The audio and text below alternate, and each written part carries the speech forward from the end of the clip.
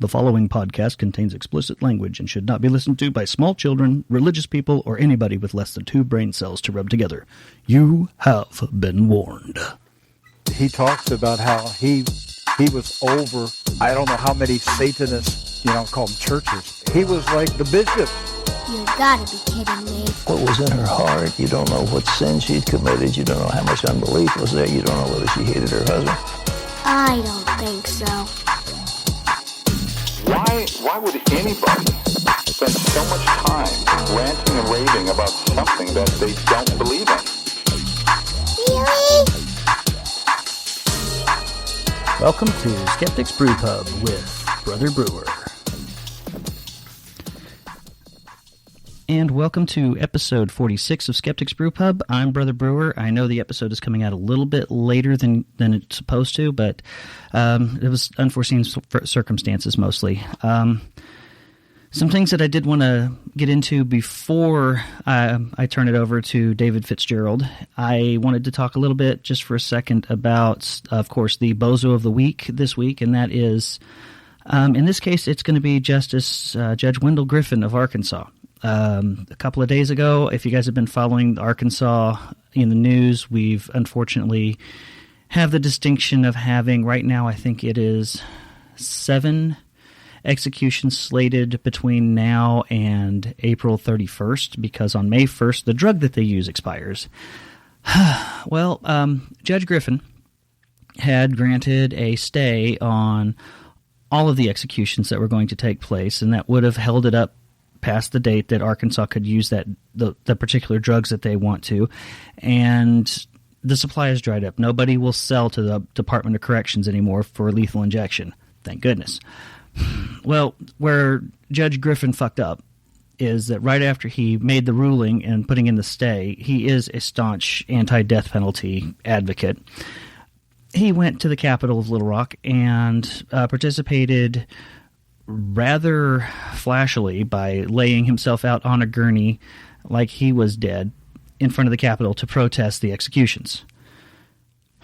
Now, I understand judges, like everybody else, have free speech, but in this case, it showed that he had a bias going into the case, and so the next appellate court threw it out. And now we have 2 executions scheduled for tomorrow, I think, 2 scheduled for Thursday, 2 for Friday maybe, and then 1 on Saturday. There was an 8th one that's got a different stay because they're claiming that he is incompetent under federal law to be able to be given the death penalty because he's just not all there mentally. So anyway, in that case, as I said, normally I was going to give the Bozo Award to the state of Arkansas, particularly Governor Hutchinson, who is fighting so hard to kill these guys because they killed somebody, that the state's got to kill them back. But in this case, Judge Griffin basically letting his brain go into his backside and pulling the stunt. Not a good idea. So that's that. And second of all, as you all can tell, I have gotten my computer up and running again, my laptop. Apparently the Wi-Fi card or the Wi-Fi in the board is going out.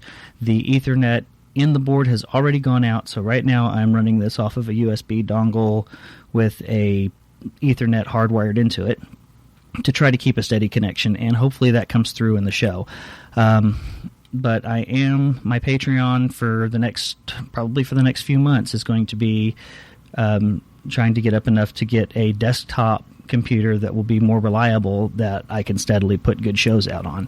And the missus wants me to use nothing but Patreon money for that. So I will be plugging it again a little bit at the end of the show. If you want to help us out and help me keep the lights on, help me upgrade my equipment a little bit so I can give a good quality show, you can go to patreon.com/Skeptics Brewpub and go ahead and make a per episode donation there, or a one-time monthly donation. That's fine too, however you want to do that.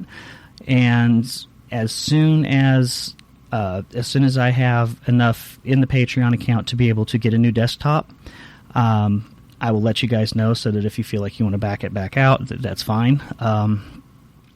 After that, I want to use a lot of the Patreon support that you guys are giving me as I was originally, which was I was giving back some to other podcasters because it's not easy, especially if you're doing this and you have a full-time job on top of it.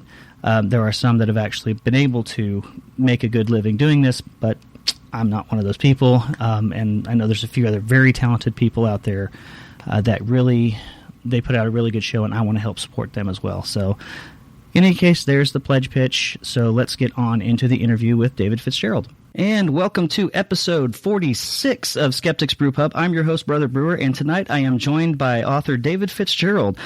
He's written several books. Among my favorites of those, of course, are Nailed, and also he's his I believe it's History of Western Religion series. Is that?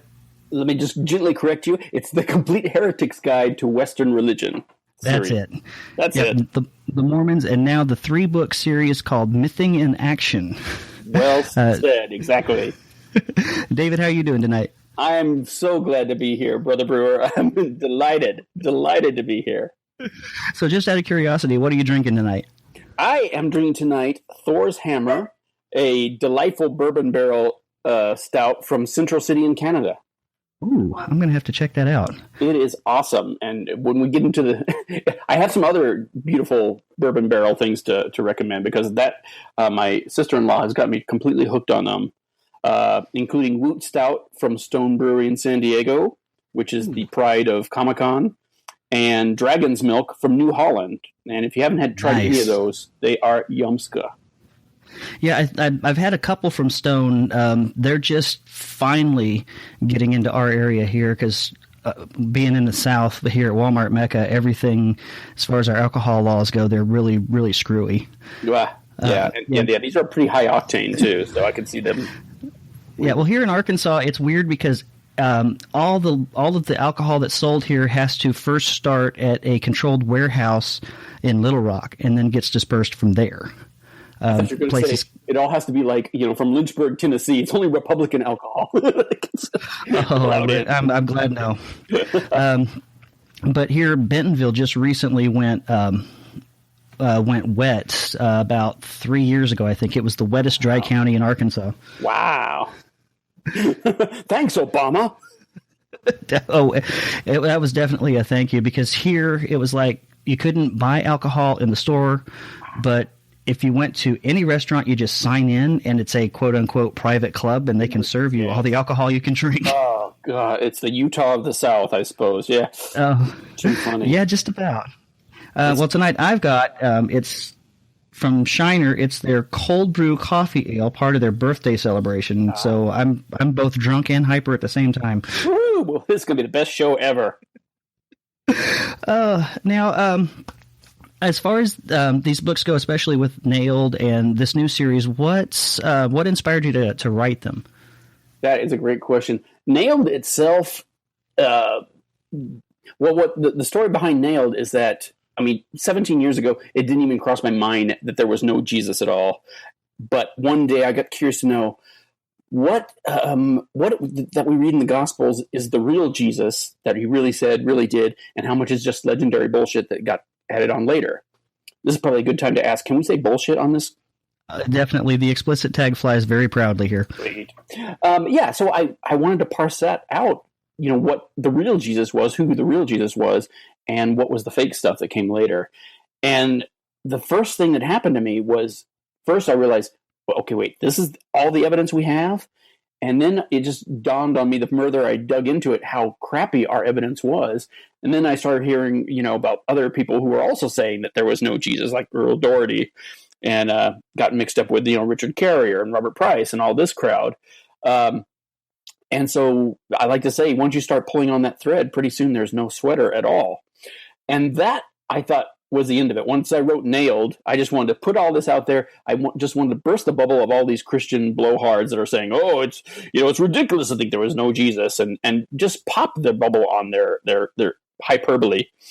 And I thought that was the end of it. But as soon as the book was done, what I was increasingly hearing from atheists was that they're saying, oh, well, that's just the Baptist Jesus. We know, that there was no divine Son of God, but there really was a Jesus. And people kept trying to assure me that we had good evidence for Jesus. And those were just the nice people. There were people out there who really hated me for saying there was no Jesus. And that blew my mind. And I didn't understand it for the longest time until I realized, oh, I get it. They're putting all the vitriol they get into people who are climate change deniers, people who are Holocaust deniers, people who are moon landing deniers, and they're lumping in Jesus denial with that. As if anything in Jesus studies is on any kind of evidentiary basis as anything in science, So that I realized at some point I was going to have to not write a book about who Jesus wasn't, how the Christian story fails the reality test. I was going to have to actually write what I did think Christianity came from. Where did I think? And when I say I don't mean I, because who cares what my opinion is, but what secular mythicists, historians think. I try to take myself out of the equation whenever possible, because I'm just the combat reporter from the front lines of this trench warfare. And so that's where Jesus Mything in Action came from. It was an answer to all the atheists who've been trying to tell me over the years that, no, I know there was a Jesus or several Jesuses who got conflated into one. And it's like, there's nothing implausible about that idea. There's nothing, on the face of it, that's irrational about believing that. It's just that when you look closely at our evidence, that is not where our evidence points. Right. And I think, for me, because believe it or not, I've actually been a mythicist longer than I've been an atheist. I was a Christian mythicist, if you can believe that. How does that work? But, Tell me. well, for that, it was, I was more of, at that time, I was leaning a lot more heavily towards the Miguel Conner Gnostic side of Christianity. And so I didn't have to necessarily have a historical Jesus or actually a physical Jesus to believe, because to me it was the mythology that was important. That's really interesting, and not what I would expect from Bentonville, Arkansas, I have to say. That's pretty cool. Well, yeah, that's kind of why I record under a pseudonym most of the time, is because it's even in my Christian days I was very heretical. So let me ask you this: do you get a lot of crap for being an atheist in the Great South? Here, not as much. I actually get more crap from my family than from most people around here. But then again, it doesn't come up as much as it used to, because it'd be like the very first thing that people ask you when they meet you, hi, what's your name? What church do you go to? Right. That kind of thing. But is it because you're in the purple spot of Arkansas that you think it's not such a big deal as it might be? I think so, because here in this section, thanks to Walmart being such a big driving force, Walmart, Tyson, J.B. Hunt, there's a crowd that you might not have otherwise. Yeah, because here, the University of Arkansas is just south of me. They have a group called Occam's Razor, which is the university secular group. And then there's Fayetteville Freethinkers, Northwest Arkansas Freethinkers, NWA Humanist Association. So there's 3 or 4 secular atheist groups here in this corner. You know what? I really have to come out your way soon, because that sounds awesome to me. It's still very, very conservative and Christian. It's just that it's not quite as beat over your head. The other downside to this is just down the street from me also is a megachurch, or part of a complex of megachurches called Cross Church, that is run by the Reverend Dr. Armani Ronnie Floyd. Wait, run that by me one more time. Well, his name is Ronnie Floyd, but I like to call him Armani Ronnie Floyd. I love that. But last year he was voted out as the president of the Southern Baptist Convention. Ooh. So we've got both sides of it here. What did they say? Why they kicked him out? They just decided to go with some new leadership. They had put him in because Cross Church is nominally Southern Baptist, and since his church has been growing, and there's the campus that started in Springdale. There's another one here in Rogers, and then another one that's opened and just got 15 acres donated to it in Fayetteville. So even though like most Christian denominations, the Southern Baptist Convention is shrinking, his church is growing. Yeah, gotcha. And they didn't take into account that part of that is because this area is growing so fast. But they elected him to be president to see if he could spread that growth into the denomination. It didn't work. Gotcha. So there's no Ted Haggard situation, which is what I was hoping for. No, not yet. I keep gotta hoping. tell you. Oh, just to cut in real fast. I keep having you cut out like about every 2 minutes or so. I'll lose you for a second or two. So Okay, if I sound suddenly retarded, it just means I didn't hear you. Yeah, I'm thinking it might be we don't use the word retarded. We mean audibly challenged. How about Arkansan? I wasn't going to go there. I'm from here. I will. Oh no, but as far as mythicism goes, that's just I think it used to be called Christ myth theory, didn't it? That we just it's myth. Just I mean, there's as many different kinds of Jesus myth as there are Jesus historicity, blah, blah, blah, theory. So it's one of those tricky things that when you have a catch-all name, that there's probably just as many theories that you disagree with as agree with. So you kind of have to be careful with that too. Yeah, I know there were a couple. Yeah, and I constantly am having to correct like people who bring up Joseph Atwill's Roman Caesar's Messiah theory, where Jesus is just a Roman hoax, created by Josephus. And it's like you have to ignore so much evolution of Jewish Christian history to come to that idea. It's like, how can you be so smart to concoct this? If you're that smart, you need to be smart enough to know that's a non-starter right from the get-go. So, exactly. Yeah. I was going to ask, as far as that goes, if someone was interested in going outside of your books, which have been absolutely brilliant in, putting it into one place, who all do you recommend that people look into? Sure. Thanks so much for that. For sure, Richard Carrier, because I'm basically Richard Carrier light. My books are. I just try to be a very accessible part of the mythicist front, if you will. But Richard Carrier is really the top dog when it comes to myth theory. Robert Price is brilliant in myth theory. Raphael Lattister is a graduate student who's getting his PhD, and he's written 2 books that are awesome. Earl Doherty got me started on the whole myth idea when I realized it wasn't just me thinking these things. His book, The Jesus Puzzles, is totally worth reading. And there's a website out there from Australia called Vridar, Vridar, like Vridar. And that's from Neil Godfrey and Tim Widowfield. And for amateurs, they have some of the smartest, most insightful analyses of current topics in myth theory. I can't recommend them enough. They're brilliant. Okay, yeah, those I know Bob Price was probably who I credit with getting me started on it, because I was listening to his Bible Geek podcast. Yeah. I probably good 4 or 5 years, and a lot of his information on the Christ myth theory. I mean, it sounded good, and then I compounded it with, I don't know if anyone else has kind of looked at it from this route, but if you look at, you've heard of the Jesus Seminar from the Westar Institute. Oh, sure.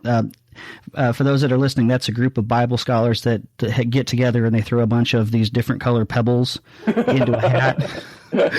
And they go through everything that's in the 5 Gospels, because they count Thomas as the Gospel of Thomas as a Gospel, and try to figure out.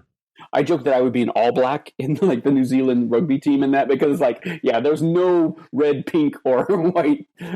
What's for me. Yeah, and what's funny is that the last meeting that they went to, even, I think they came up with 18% maybe of the sayings of Jesus could actually possibly be attributed to them, and those were all still pink maybes. There was not a single red. Yeah. So even these guys that have been studying this all of their life, and most of them have a stake in it being true, can't say 100% that it was or not. So you just hit on something that is a big part of the book of Jesus Mything in Action, and that's talking about the state of biblical studies and how much of that is still driven by theological interests, even among secular scholars, even in places where you wouldn't expect it to be.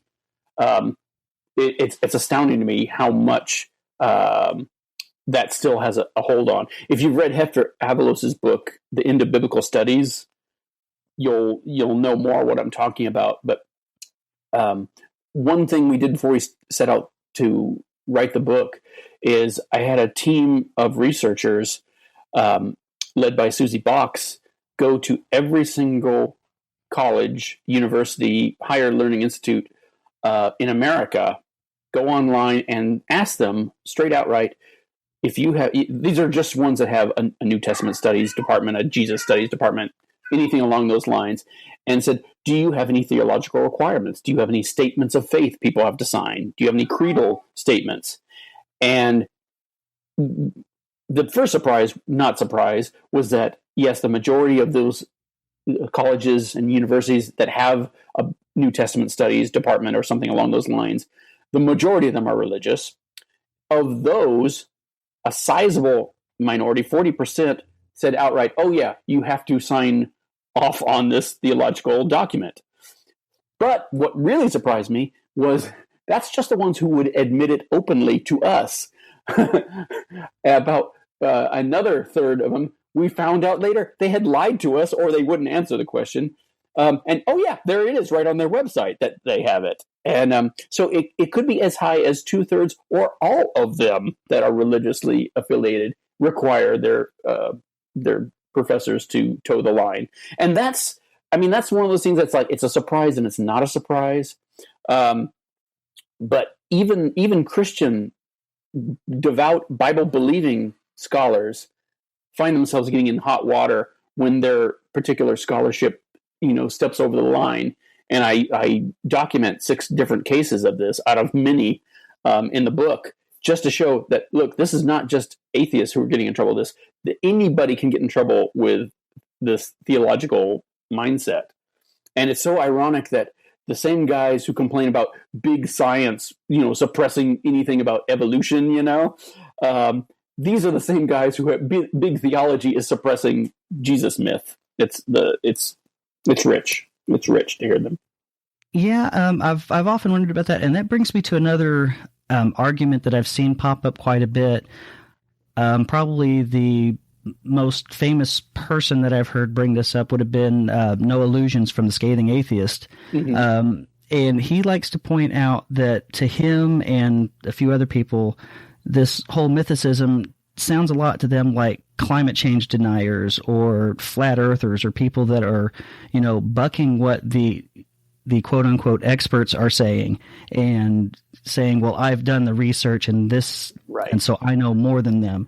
And I totally appreciate that as an argument goes, but here's where that's wrong. First of all, most mythicists are not bucking the consensus because there is no consensus. And most of what we base our arguments on are a consensus opinion. We're just taking the conclusion a little further. But again, I can't emphasize this enough, the question's not how many historians disagree with myth theory. It's how many historians are contractually obligated to publicly disagree with myth theory. Yeah, and I think another good argument against that too is that unlike with the climate change deniers or flat earthers, you can point to an actual body of evidence. Absolutely. Outside of just what the scientists themselves are saying, but you can point to the data and say, this is what they're saying, and here's the data. Right. But in the whole case of whether or not there was a historical Jesus, it's like, okay, this is what they're saying, but we've got these few weak maybe threads sitting here that might be, but I don't know for sure, but we're just going to go along with the consensus. Well, and here's the thing. The open, dirty secret in Jesus studies is that we've had 3 so-called quests for Jesus in the last 100 years, and all of them have failed. All of them have ended with them throwing up their hands and saying, oh, gosh, this criteria doesn't work at all. It's a fallacy. It's not working at all. 3 times this has happened. And even now, 100 years later, 200 years after we've started modern studies of Jesus' historicity, we're no better off than we were when we began. It's not getting clearer. It's not getting sharper. It's getting worse. We're getting more and more of these plausible theories of who Jesus was. with nothing to back them up with. And not to pimp out my book again, but that's something else I do in the book is I go to what our sources actually say, because that should be our first question. If you're going to say, oh, this is what Jesus was, this is what he said, this is what he did, you got to ask, well, what's your sources for that? And second question is, and how reliable are these sources? Right. I think what's funny is that a lot of the liberal Christians that I was hanging out with before my eventual deconversion would say that the historical Jesus that they believed in was a lot like the Reza Aslan version of zealot. Jesus. Yeah, the whole zealot, either the zealot or somebody that was this, maybe half crazy preacher that went around. Well, yeah, I was going to say John Loftus and Bart Ehrman have done a decent job of having him be a failed apocalyptic prophet, that being a plausible Jesus. And there's nothing implausible about that Jesus or any of the other Jesuses that have been, hypothesized over the years. The problem is we have so many of them, and they all sound plausible until you read the next one. And Jesus couldn't have been all of them.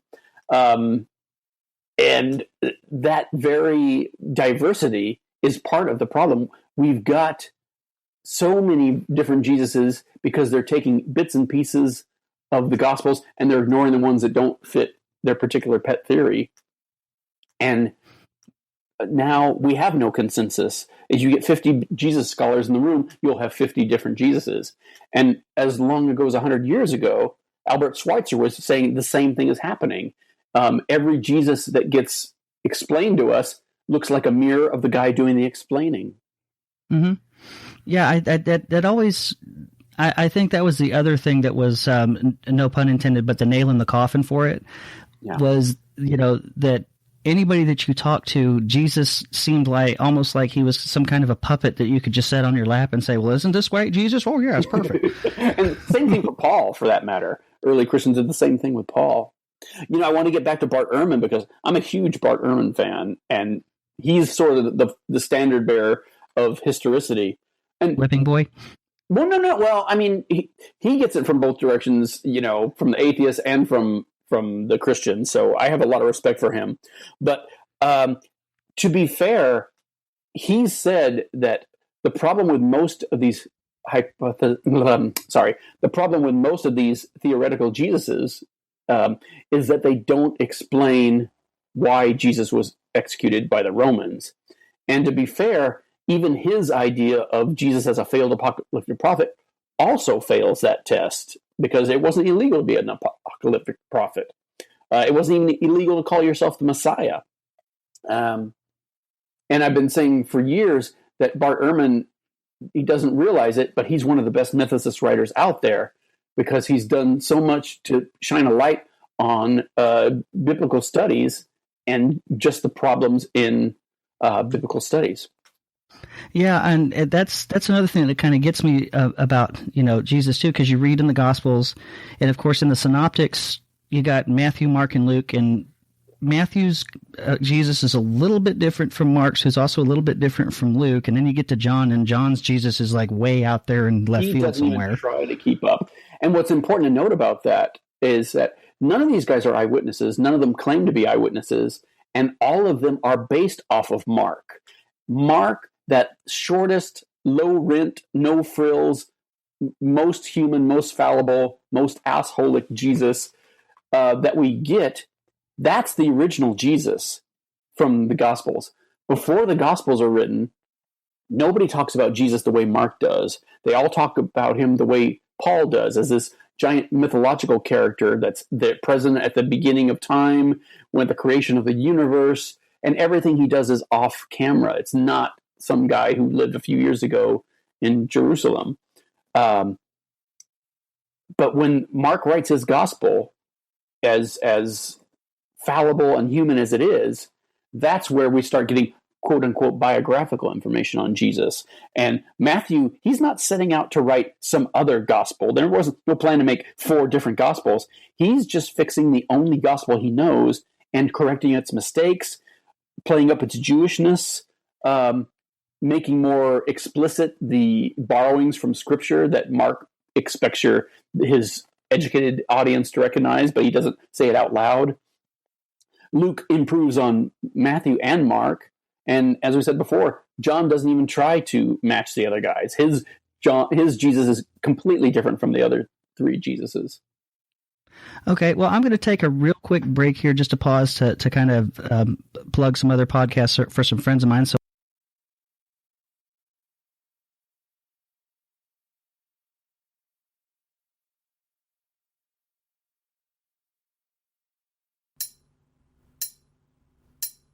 One Last Story brings you full readings of strange tales and penny dreadfuls, from H.P. Lovecraft to M.R. James and far beyond. I am Adrian Ward, and I am your host for all things ghastly, ghostly, gothic, and ghoulish. Come pay me a visit at therealadrianward.com. I do so want someone to talk to.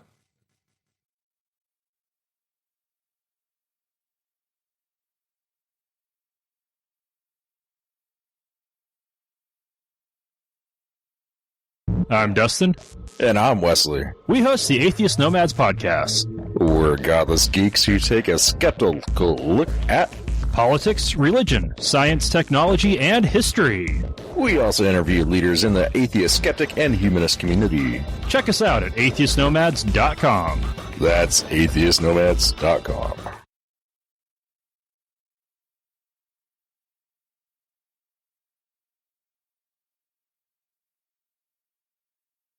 Hi, I'm Julia Sweeney, and I'm a cultural Catholic. I'm no longer a believer, and I even wrote a play about it called Letting Go of God. But I wanted you to know that right now, Catholic bishops are framing their opposition to contraceptive coverage as a religious freedom issue. But the real threat to freedom is the bishops, who want to be free to force their dogma on people who don't want it. Please join the Freedom from Religion Foundation and help keep church and state separate.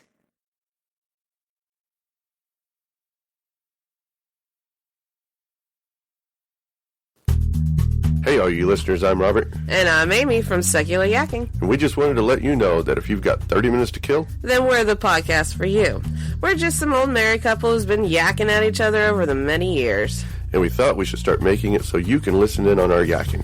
We dig past the mainstream and bring you the news that you may or may not have heard about. We take a look at politics, religion, science, and pretty much anything we feel like yakking about and sharing it with you. And let us not forget our weekly Mr. Potter Award. Now, we're not professionals on anything we talk about, but we love to yak about stuff and give you our opinion on the matter. So tune in at secularyakking.com or check out our feed on iTunes, Stitcher, iHeartRadio, and anywhere good podcasts can be heard. And who knows what craziness will happen. Yeah, just like this.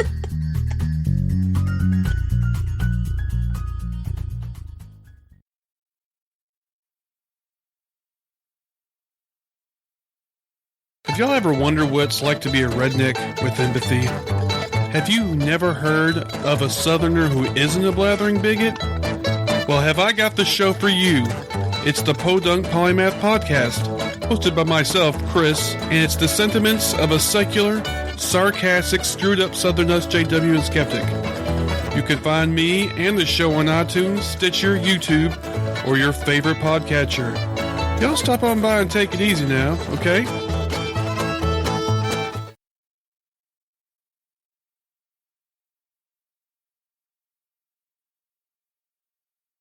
We're just going to take just a quick break and be back in just a second. Okay, and we're back. Woo, that was quick. It alarms me because you do keep cutting out on me, so I'm like, okay, I'm going to second guess what he just said, and here we go. But it seems to be working so far. Yeah, that's a complaint that I have on this. I mean, the recordings come out, really crystal clear, and since they're recorded from both sides, the end product doesn't really matter as much. But well, that's the important thing then. Yeah. Yeah, but between us, it gets spotty in spots, and I'm wishing they would fix that part. That would be nice. But so far, so good. Let's keep going. Yeah. Another question that I had. I've seen another thing in debates, and I try to avoid this myself when I'm talking to Christians, but a lot of atheists and skeptics will try to throw in mythicism as part of their pitch in the debate of why Christianity is not good. What's your take on that? Yeah, I don't recommend that at all because and you hit the nail on the head. It's such a discussion killer right there. Boom. It's ironic that Christians increasingly they can twist their faith to make room for evolution. And we're seeing that more and more as the evidence just gets more and more overwhelming. But you can't do that with Jesus myth theory. If it is true at all, boom, that's it for Christianity. It's kryptonite for Christianity. Well, I think it's kryptonite for the fundamentalist strains of Christianity. But for sure. But I mean, most Christians who believe there was a literal Jesus would have a hard time, I think, realizing or admitting that, well, okay, the idea of Jesus is awesome, but in fact, he never existed. Well, that's true. I think so, but I think that might be an evolutionary step, though, because here, even 50 years ago, you wouldn't have had guys like the late Marcus Borg who were saying that, well, maybe Jesus was real, but the resurrection didn't really happen. There you go. Yeah. And so, if you don't need the resurrection to believe in a risen Jesus, why do you need the Jesus part? Yeah, and I totally get what you're saying. The problem comes when you go too far in that direction. At some point you realize that Jesus is no more solid, there's no corners to him. It's like, yeah, Jesus and Luke Skywalker and Winnie the Pooh and all these people, they can be whatever you want them to be because they belong to everybody now. They're public domain. So you can't say, Jesus wants you to vote like this because we have his word here. I think that's where the biggest problem with it comes right there. Yep. It's ironic that stories like the woman caught in adultery, that people say, oh, well, that's the real Jesus. Well, no, we know that's one of the things we know for sure was not the real Jesus because that didn't show up for like 300 years. So, you might as well say the footsteps story, is real gospel for Jesus. The footsteps on the beach, that's where I carried you. Oh yeah, and then this is actually it's more like and those footsteps where where you see by yourself. That's because I wasn't really there. Exactly. Yeah. Guess what? There was nothing but your footprints the whole time. Oh man. But now one thing that really puzzled me because I wound up back in my Christian days, it was a very awkward position that I was arguing the mythicist position against an atheist. Yeah, and I do the same thing. Why do you think it is that atheists and skeptics, who are born to look, who pride themselves on looking at the evidence and evaluating it, tend to just take somebody's word for it on Jesus, as opposed to looking at what's there and saying, well, there's a good possibility it's not. Well, here's the good news about that is when Nailed first came out in 2010, I was getting so much crap from people. Now that Jesus Mything in Action has just come out, I'm not getting even a tenth of what I used to get. That idea is percolating. People are starting to go, I see what you mean. And I was girded up to have to defend myself against atheists because they can really be assholes when they want to be. But atheist assholes? Never. No, we're so sweet. Exactly. And just look at Richard Dawkins. Oh my God. For the most part, they are. That's my tribe. Love them or hate them. Yeah, Christopher Hitchens was such a puppy dog. Just.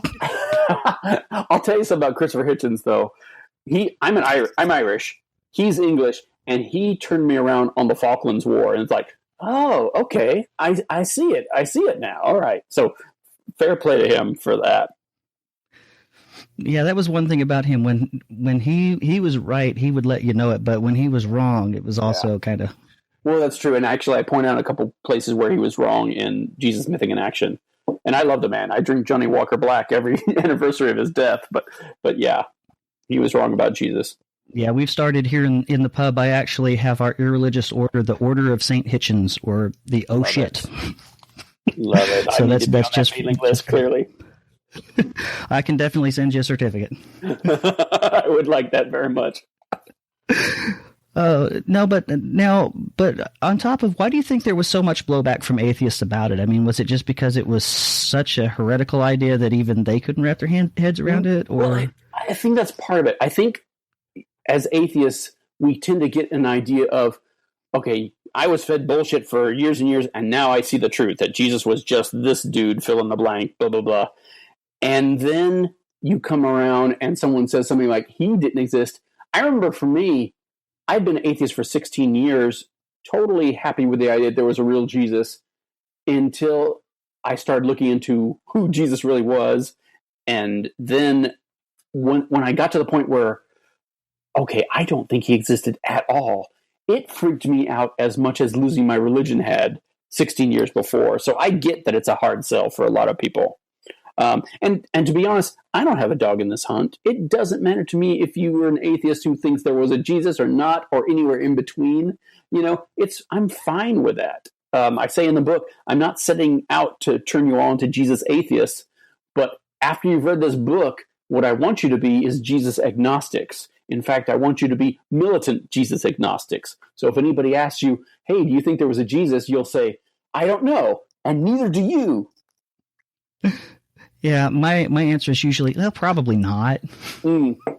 Yeah, and I've actually gone away from that. It's like, from the probably. I mean, yes, in good scientific fashion, we should say probably, but for me, it's such a big probably that honestly, knowing what I know, I just can't see how there even could have been a Jesus at this point.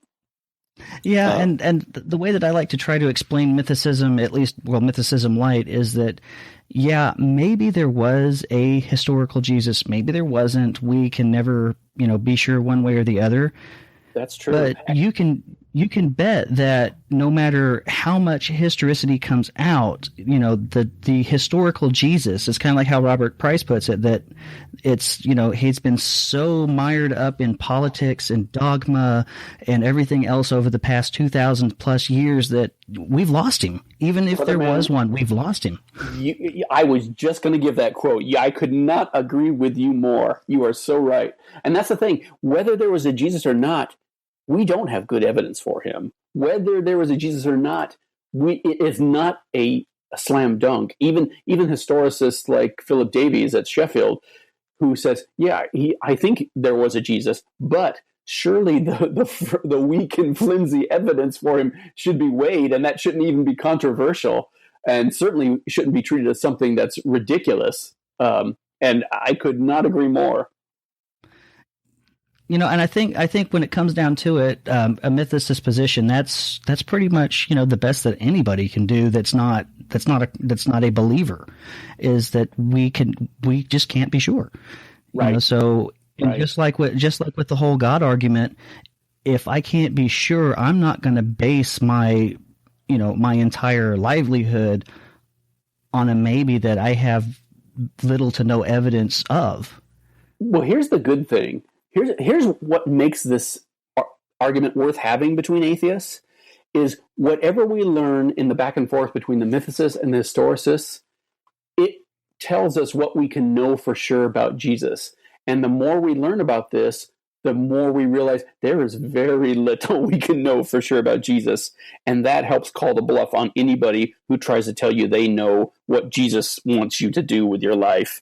And that's a very important thing for anybody to know, all of us to know, Christians and atheists alike. Oh, yeah. And if someone wants to see some of the varied ideas of what outside of the biblical gospels of what people thought of Jesus, look no further than the Nag Hammadi library. There is some really funky stuff in there about Jesus. Yeah. I mean, that used to be my second set of scriptures there. There you go. I mean, you know about the Sophia of Jesus Christ. It's this gospel of Jesus, and it's only half done. And there's also the blessings of Eunostus. And it's a pagan, Gnostic tract that's full of crazy bullshit. But they're turning this crazy Gnostic bullshit into Christian bullshit.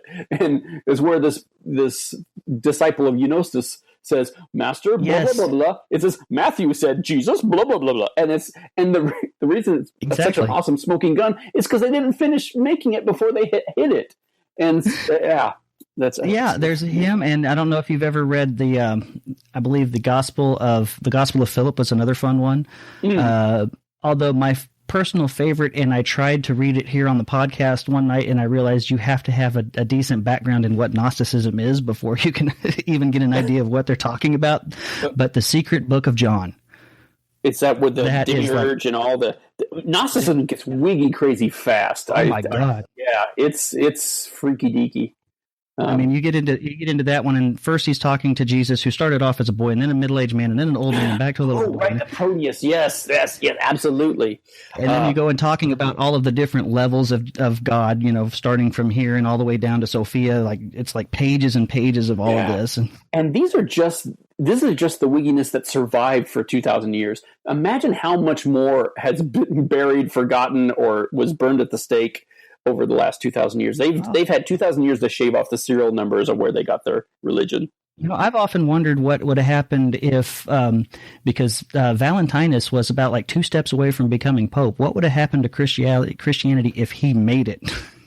There's so many. You can play that what if game all day long, and it's a beautiful game. Yep. I mean, and that alone shows you that, I mean, the narrative that I had growing up in a Pentecostal church, which, they were split off of everything else anyway, so whatever, but was that, Christianity was this just big one solid line that all the way down from the upper room all the way through. It's just been one. And you just have to read Galatians to know that's bullshit. It's like when Paul talks about the guys who were supposedly Jesus' friends and family, he's saying, "Yeah, I don't think these guys are real Christians. I didn't get into them for a second." Or even better was where Paul's talking on one side. You read in Acts where there was this whole the first council of Jerusalem where they all got together and talked about whether or not Paul could preach to the Gentiles and what Gentiles needed to do. And said, "Yay, we're one big team! Yay!" And then you read Galatians where Paul talks about it. He says that's a bunch of shit. He says, "I don't know who these assholes are. Who they think they are." I didn't talk to a whole bunch of people. I talked to James and Peter and maybe one other person I can't remember. And then the whole thing's about how they had a fight. He comes down and he gets in his face and says, "You're full of shit," That's like, holy crap! Two verses ago, you were saying this is the brother of the Lord, and now you're saying he's not even a real Christian. Wait a second, what's going on here? What the hell? What's going on here? Now that's one argument actually that I've heard for a historical Jesus, and you go over it really good and nailed, and I've not got far enough into Mything in Action to see how much more you flesh it out. But that whole brother of Jesus line, yeah, and honestly, the reason. It's the best argument for historicity is that if he really said so-and-so is the brother of the Lord, that's as close as anybody gets to saying the brother of Jesus. And that's as, but it doesn't even say that. It doesn't even say that. In fact, it looks like the Greek in that verse is actually saying, I didn't meet any apostles, full stop. I only met James, the brother of the Lord, as if it was a sect and they weren't considered apostles. And they talk about the other brethren of the Lord too, as if it's a sect, not as if Jesus had some brothers, using the same words that he uses for fellow Christian believers. Okay. Yeah. And then there's more to be said about that, but that's basically it in a nutshell. But that's the closest it gets for historicists. That's really the only thing they have that they can really pin down. And again, it doesn't really say what they want it to say. Yeah, and I've heard another argument comes from the one part of Josephus that they don't think was a forgery, maybe, where they refer to James as being the brother of Jesus. Right, that's the second Josephus reference. And I say this in Jesus, you just have to read the passage to realize they're not talking about our Jesus. It says who they're talking about, Jesus, the son of Damnius, the high priest. And the story makes no sense if it's about our Jesus, who's meant to be the brother of Jesus, the head of Jerusalem church. But it makes perfect sense if it's who they're actually talking about in the passage. Right. And, that's some of the things that, you've got these little bitty things, like the closest you get is that passage and the one other passage that everybody agrees now is definitely a forgery. Right. Because honestly, it's like a commercial right in the middle of this whole thing about war. Absolutely. There's not even a debate about that. It's just they're so desperate to keep that they're saying, oh, well, it's a partial forgery. And it's like, even that doesn't work. But, and even Bart Ehrman says that. He says, you know what, if every single word of this was genuine, it still is just something that they would have heard on the street from Christians. It doesn't add anything to the argument. But yeah, the thing is a forgery because it's mentioned by one guy in 500 years. You know, early Christian fathers loved Josephus. They were constantly going to him for ammo in their arguments, and yet they miss this, and only one guy in 500 years ever quotes it. Yeah, it's so obviously a forgery. You know, and it always strikes me as suspect anyway, because you're taught, you know, you read this and all of a sudden you've got this guy who never converted away from being a Jew. He's Jewish. And he says that this Jesus, who was the Messiah and did all these, well, wait a minute, if he's the Messiah, why aren't you a Christian? Thank you. Thank you. Yeah. The line seemed to cross. And when you read the reconstructed versions, it's like, well, then who gives a rat's ass? Once you water down all the stuff that makes it controversial, you're left with nothing, you know. Yeah, and the same problem I have with people who try to like rationalize away Jesus into, well, he was just a apocalyptic prophet, so this didn't happen. Well, what was the point of these stories then? It's like you can't take out the miraculous when that's the whole point of the vignette in question. Yeah, exactly. You know, it's like even if he was just an apocalyptic preacher, you're still saying that the Jesus that you believe in is not that Jesus. So exactly. You're still not. It's still not the same page. Yep. Oh, brother, man, you and I. It's like I'm looking in a mirror. Well, like I said, I was a mythicist for a good 2 or 3 years before I became an atheist. And I've only been an atheist for about 2 years now. Oh wow, you made up for lost time. I'll tell you. Well, I had spent a lot of time listening to Robert Price too. I know he's kind of controversial right now. Well, because he's a trumpeter, and I'm not happy about that either. He's climate change denier. I'm not happy about that either. But man, he knows his Jesus. I mean, he probably has forgotten more about the Bible than I will ever know. Thank you. I feel the same way. I don't know if you read his book, The Christ Myth and Its Problems, but I'm trying to go through it. I am like halfway through it for the second time. It just gets so deep that I have to just walk away. And actually, it occurs to me it's not that book. It's a book he did called Jesus is Dead, but he had a little essay on, is Jesus really John the Baptist? And it's like, we know these are myths and allegories. Is this actually an allegory about John the Baptist? And the first time I read that, I thought, that's ridiculous. And then I read it, and then I read it again and again, and it's really a compelling idea for me that he might, you know, we know these are allegories. Maybe it is an allegory about a real guy. And that's the best argument I get for John the Baptist being a real guy, honestly, because we don't have that great of evidence for him either, honestly. But it's still better than Jesus's. Yeah, and I think I know that kind of makes sense to me too, in one way, because one of the theories that has been batted around a bit about the Gospel of John was that it was originally about John the Baptist, and they just kind of shoehorned in Jesus and made him the main character. Well, let me interrupt briefly. I think you're mixing that up with the Gospel of Luke, because Luke starts out with those first 2 chapters all about John. And Jesus plays such a teeny part in there that he's completely redundant to expendable. When you take out the parts that are about Jesus, the story still works out fine. And so it's pretty obvious that the first part of the Gospel of Luke is actually coming from John the Baptist's cult and his scriptures. Yeah, I may have gotten those mixed up because you know, I'd heard this. I think I may have heard the same thing about John. I can't place.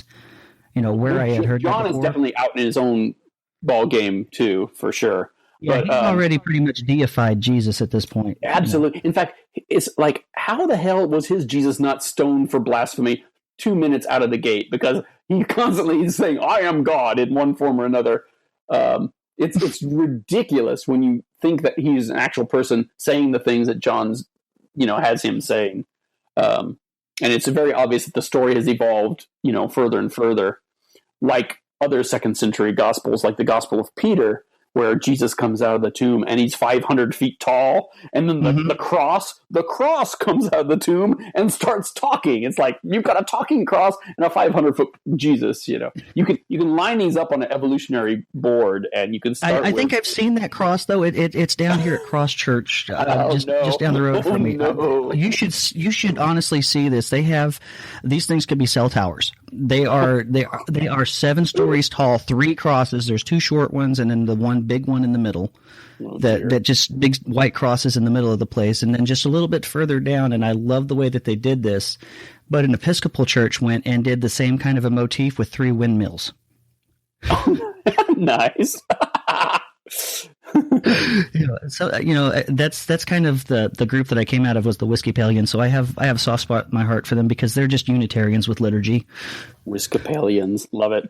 I don't know if you've ever been to an Episcopal service here in the U.S., but they are very much Unitarians with liturgy.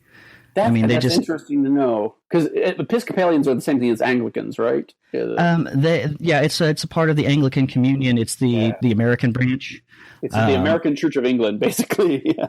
Pretty much. It was after the Revolutionary War was decided, they couldn't, continue being the Church of England, so they had to become. They called themselves the Episcopal Church, and the bishops in England wouldn't ordain any of their priests to be bishops because they had splintered from the UK. Or from Britain, and so they went to Scotland and became ordained through the Scottish Episcopal Church, which is how they got the Episcopal Church name. Evolution in action, man. That thing is constantly mutating like a motherfucker. Oh, Lord. I mean, and if you read, there's one of their communion. I think it may be the Eucharist Rite D, but they call it the Star Wars. They call it the Star Wars liturgy. Because you open this thing, I mean, it talks about the cosmos, and I mean, it's just really flighty, spacey stuff. It's amazing. The Judean county far, far away. No, Jesus, I am your father, as he's coming out of the water.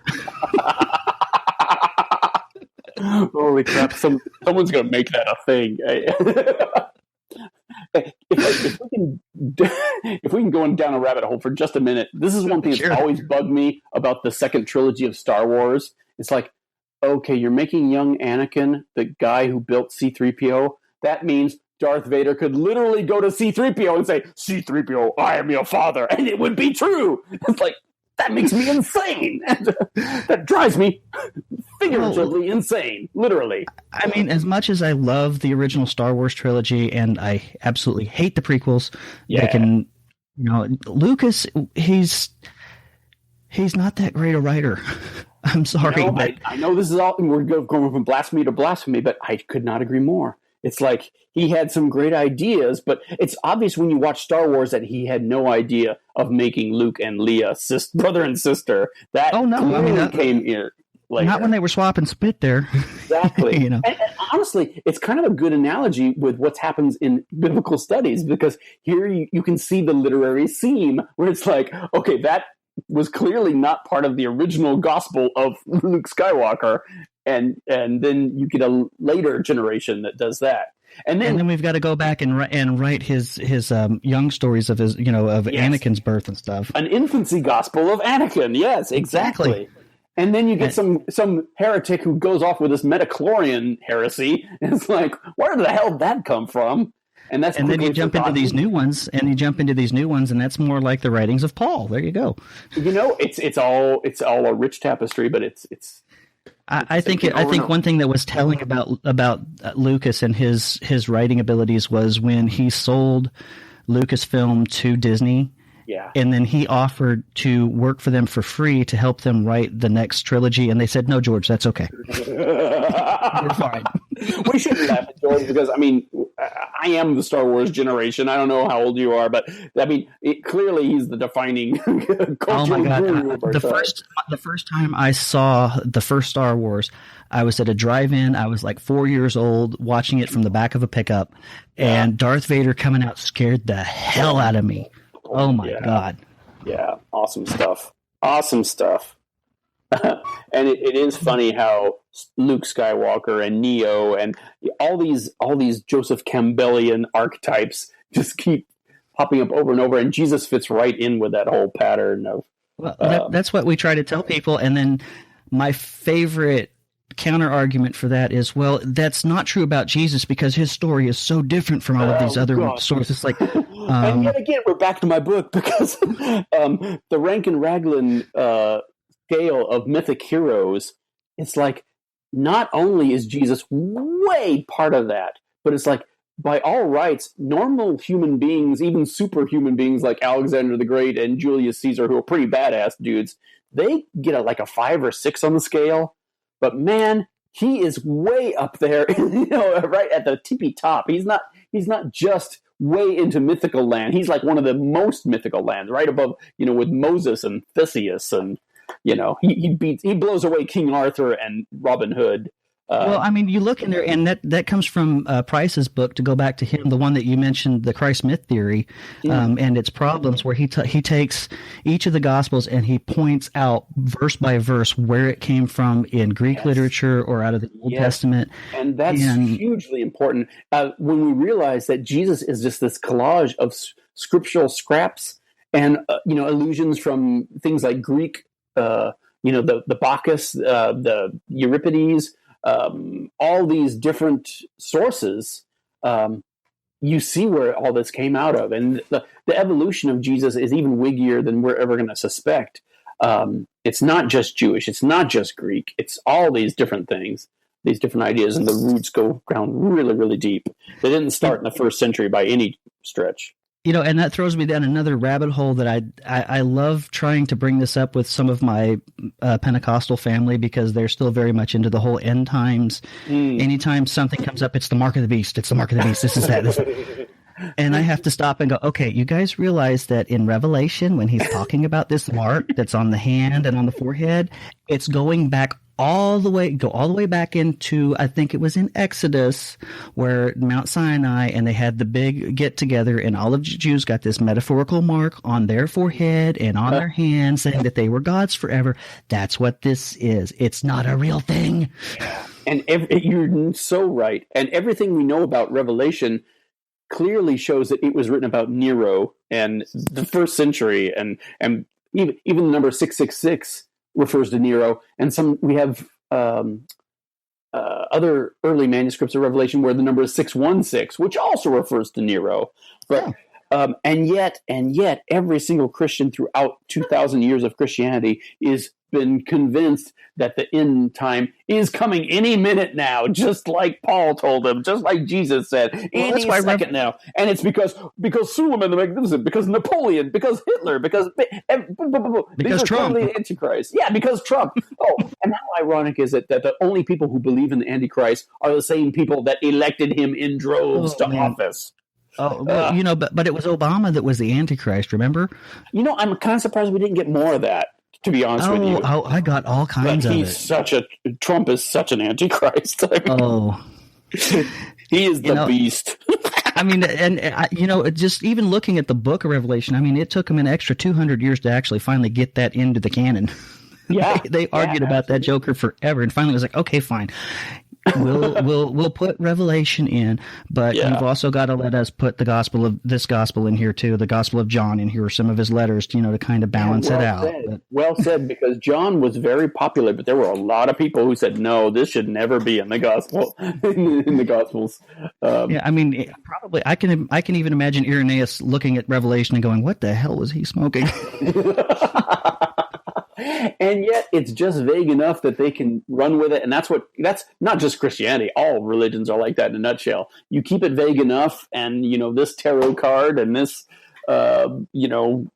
tea leaf, it can mean whatever you want it to mean. This stanza in Nostradamus, Yeah. St. Paul said this, except where he didn't say that. And somebody was pretending to be Paul said that. Off topic a little bit further. And I love running down rabbit holes, ADD on me. The whole idea, Robert Price has brought this up, and I wanted to see what you thought about it. The idea that Paul and Simon Magus might have been the same character. Yeah, that's something really interesting, because there's a lot of Simons floating around the New Testament. And you've got the Simon who carries the cross, and Richard Carrier's brought out some interesting analogies about Simon, and that it mentions his sons too, and what that could have meant. And to be honest, there were a lot of Christians around the 2nd century who thought that Paul was the devil, and we still have some of their debates left. There were people from John the Baptist's cult who in the 2nd century were arguing that, oh yeah, clearly John the Baptist was the Messiah, not Jesus. And they're still around though. And they're still around. Yeah, the Mandeans. Mm-hmm. So this is the wonderful thing about this subject. It's not just about Jesus. It's about all these other topics that you learn by accident when you study this. And you see that there's roots for not just Christianity, not just Judaism, but every religion goes down deeper and wiggier. And one of the weirdest things that's happened to me since I got into this Jesus is bullshit biz is how many times I've heard from Buddhists and ex-Muslims saying, you know what, we're having these same arguments in our circles as to whether the Buddha was real or Muhammad was real. And when I heard that ex-Muslims were arguing if Muhammad had really existed, that blew my mind. That one is a mind blower. I mean, because he was supposed to be some kind of a general, wasn't he? Right, and all these things. And we know his relatives, and we know his family, et cetera, et cetera, et cetera, until they start telling me, well, yeah, but see, that tradition didn't start until after Muhammad. And this only dates back to stuff. And it's like, okay, I'm starting to see it now, because now you're starting to sound a lot like Jesus. And which makes me think that maybe it's the natural progression of world religions is that you do start out with a mythical founder. And maybe that's the norm. And people like Joseph Smith and L. Ron Hubbard are the outliers because they were actually real. Unless you count the Angel Moroni as being the real founder of Mormonism. That's true. I mean, it does seem like the flip side of that, too, is, I mean, if you look at the Rastafarian cults, their idea of the Messiah wasn't he the king of Ethiopia at one point? Ethiopia, Haile Selassie, and he was mortified to have that happen. You've got another group of Hasidic Jews, the Ludoviker sect in New York, and actually they're out here in San Francisco too, and all over the place. But they were saying that their rabbi was the Messiah even while he was still alive, and once he died, boom, they went to town on that. So. Like the Christian arguments that says, oh, well, Jesus, it happened too soon for him to become Messiah. It's like, well, dude, it could have been when he was still alive and it would still be fine. And the second thing, we don't even know if he was alive. So who knows? The bottom has already dropped out on that argument. This could have been started in like 1st century BC, Exactly. I mean, because there's, I mean, probably what pulled me out of being religious was finally being able to go through and connect all of these dots and say, you know what, all of this that I'm seeing in Christianity and everything else is just a natural progression of religion, and it happens over and over again. It's so human and so evolutionary. Yep, absolutely. And if that's the case, then my final conclusion was that either this thing that we call God is so big and so huge and so out there that it's like, to use a brewing analogy, it's like me trying to communicate with the yeast in my beer, in the beer that I'm fermenting. Yeah. With us and God. So even if there is a God, what the hell's the point? Because we're never going to understand. Right. Well, as a brewer, I'm sure you hate it when they touch themselves inappropriately and when they have same yeast sex and, these things really bother you as a brewing god. Yeah, well, to each their own, I guess. As long as things come out flavorful in the end, I'm happy. See, you're already better than God. But there's nothing better than a good homebrew, though. I just have to throw that out there. I'm so glad we went full circle back to the important things that matter, and that's the beer. Clearly. Yeah. As a former monk and a brewer, I have to give the props to the beer. Yes, absolutely. Now we were talking before. Just to go off on that, has been brought to you by beer. By Schlitz. No, it's Miller time. No, but before we go, where can people find your books? Where can they find? Do you have a website that they can go to look at more information? I really should, and just the fact that I've been so damn crazy busy writing the books has kept me from putting together a nice website. But people can find me on Facebook. Amazon has got all the atheist books I have out, from Nailed to the Mormons to Jesus Mything in Action. And if anybody wants to get an autographed copy of the book, just shoot me an email on Facebook or send me an email at everybodylovesdave@gmail.com, and I'll work something out because I'm happy to do that. Okay, cool. Yeah, and one other thing, well, I think I may have just lost it. I was going to ask one other question. Are there any books in the future in your Heretics Guide to Religion series? Yes. Yeah. I don't know if you've seen my Sex and Violence in the Bible talk. It's called Sexy Violence, Violent Sex, the Weird-Ass Morality of the Bible. I have to find it. Yeah, you do. It's super good. But that's going to be the next book in the series. And then after that, there's going to be a book on the Jehovah's Witnesses. And then we'll see what happens. I'm thinking about doing a book on Satanism. I'm thinking about doing a book on Christmas. Even talking with some people about maybe doing a guide to the New Testament, but that may be too rich for my blood. Please put one out about Easter, because I am so tired of that meme. Every Easter, that one that comes out. It's like, no. I may have to do that. I may just have to. Actually, my wife Dana and I have done the first book in a science fiction trilogy for Titan Publishers in the UK. It's sort of a post-apocalyptic time travel book I'm really excited about. So that's 4 books, in the 2 books in that trilogy, and the Sex and Violence book, and the Jehovah's Witnesses. Those are definitely going to happen in the next year or 2 or 3. Awesome. Now, when these do finally come out to Audible, are you going to have Seth Andrews read them, or are you looking more towards? Are you going to read them yourself like you did with Nailed, or? Because I'll warn you, if you do Seth Andrews, it might melt the microphone. Seth Andrews is dreamy. I'll give you that. It's like I get a boy crush when I hear his voice too. But no, I'm sorry, you're stuck with me. I'm gonna have to read the books. I thought maybe you could have him, and then David Smalley, and try to think of one other.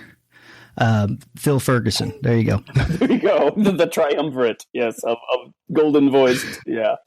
Now you're stuck with the Frog Prince, Dave. Well, that's okay though, because I really have enjoyed both the book on the Mormons and Nailed, which was surprisingly short. I mean, the Audible version of it was only 4.5 hours of a listen, so you can finish it before your lunch break at work. Yeah, it's fast. The funny thing about that is that originally Jesus Mything in Action was only supposed to be 1 book in the series.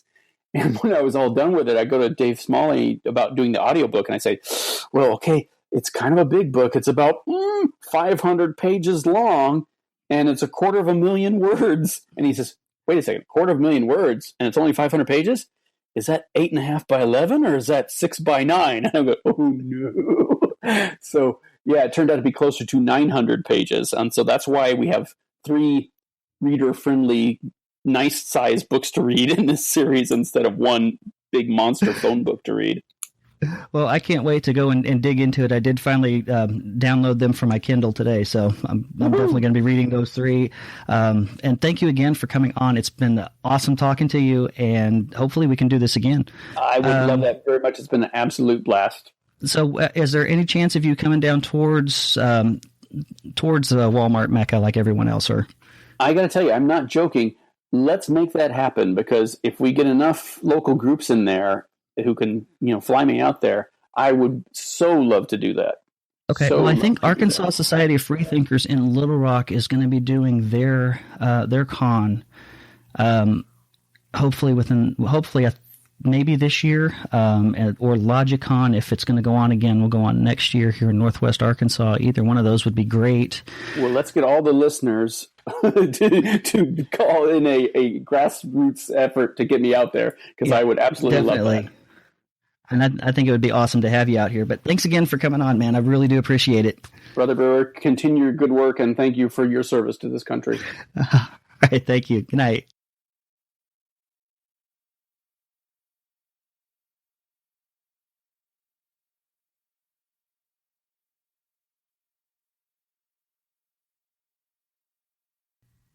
And that's going to wrap it up for episode 46 of Skeptic's Brewpub. Again, I want to thank David Fitzgerald for taking the time to come on.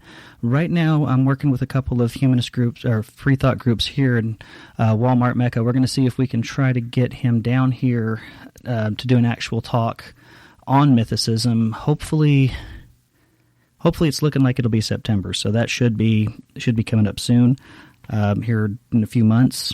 And let's see, if you want to go and check out his books, I do recommend you go to Amazon on Kindle. I don't know if I had mentioned it previously, but if you get the ebook version from Kindle, the book prices for all 3 volumes, each volume is $6.66, so I highly recommend it.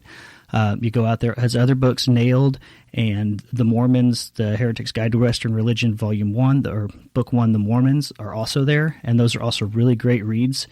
The one, Nailed, I think is really good because, like I was saying in there, it's a short read. It's you can probably read it in the afternoon.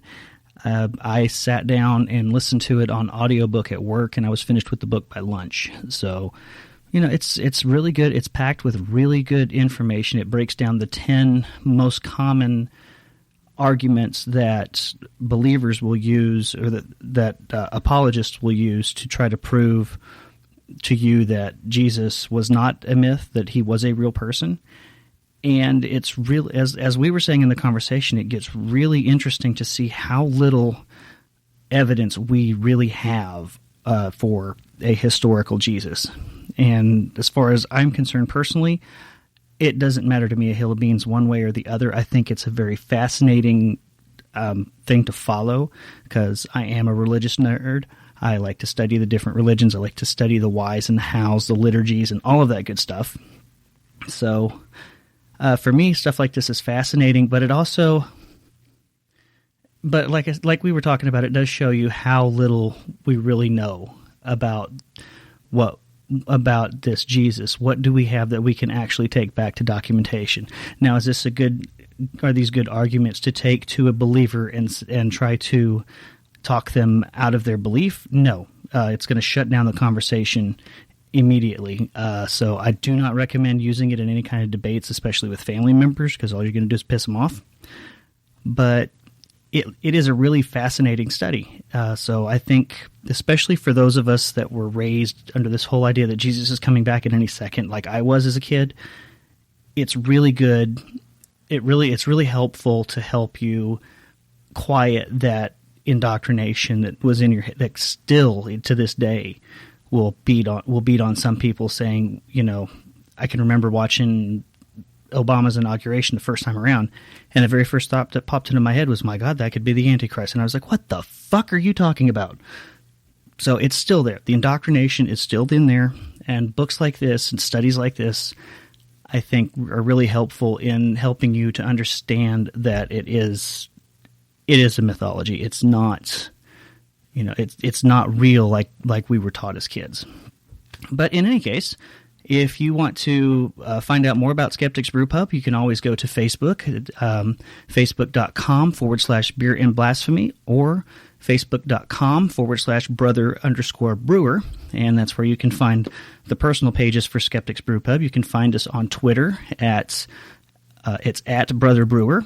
I have a Patreon page as well that I'd like to try to keep the lights on here. And as I said at the beginning of the show, I'm trying to get some newer equipment that is actually going to hold up to bring out more shows, or more quality shows. So any contributions you can do there is great. And when you donate, you also become a member of the Order of St. Hitchens, or the Oh Shit, which is our irreligious society dedicated to Christopher Hitchens and keeping his memory alive. And also in there, if you want to send me fan mail, hate mail, death threats, whatever, you can send that to Brother Brewer at skepticsbrewpub.com. You can go to my website, skepticsbrewpub.com, where you can catch up on the Bozo of the Week. You can find links to other podcasts out there that I think are even better than mine. Some of them secular, some of them atheist, and some of them are just a damn good listen. So go ahead and check those out, and you'll find archives of this show on the homepage. There's a nice little Spreaker player there, but you can also go to Spreaker.com and find us at Skeptic's Brewpub. If you can't support the show through Patreon, then if you could please go and give us a 5-star review over on iTunes or Stitcher, and that helps other people to see the podcast and hopefully can get some of this stuff out to people that maybe haven't heard this kind of thing before. And that's my ultimate goal, is that. And, of course, to tell people stories, to find out how they got where they are, so that other people listening can have something to hold on to, or one of those aha moments where they don't feel so alone. And that's the most important thing. But in any case, I'm going to go ahead and close off here. Until next time, believe nothing that you hear, half of what you see, and never start a serious conversation without a 2-drink minimum. Good night, guys.